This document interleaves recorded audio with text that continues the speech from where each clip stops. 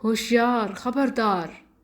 اس وقت ماہ رجب کی مناسبت سے ایک میسج آپ کو واٹس ایپ، فیس بک، ہر جگہ گردش کرتا نظر آئے گا کہ جس نے سب سے پہلے ماہ رجب کی مبارکباد دی اس پر جہنم کی آگ حرام ہو جاتی ہے۔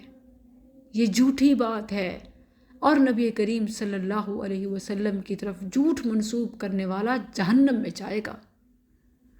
اور اسی طرح ایک دعا نبی کریم صلی اللہ علیہ وسلم سے منسوب کی جاتی ہے رجب کی آمد سے پہلے ہی، اور رجب کے چاند نکلنے پر اس دعا کا بہت اہتمام کیا جاتا ہے کہ رسول اللہ صلی اللہ علیہ وسلم یہ مانگا کرتے تھے، اللہم بارک لنا فی رجب و شعبان وبلغنا رمضان۔ اے اللہ ہمارے لیے رجب اور شعبان میں برکت عطا فرما اور ہمیں رمضان تک پہنچا۔ اس دعا کو ذکر کر کے، منشن کر کے، فضیلتیں بتا کے نیچے جامع الصغیر للطبرانی کا حوالہ بھی دیا جاتا ہے۔ بات تو بالکل ٹھیک ہے کہ اس طرح حدیث کی کتاب میں یہ منشن ہے، لیکن اس کا آگے حکم جو ہے، محدثین نے اس کا جو حکم لگایا اسے حذف کر دیا جاتا ہے۔ جیسے امام حاتم کہتے ہیں کہ لا یحتج بہ، اس حدیث کو حجت نہیں بنایا جا سکتا۔ امام بخاری اور امام نسائی اس میں موجود ایک راوی کو منکر الحدیث کہتے ہیں۔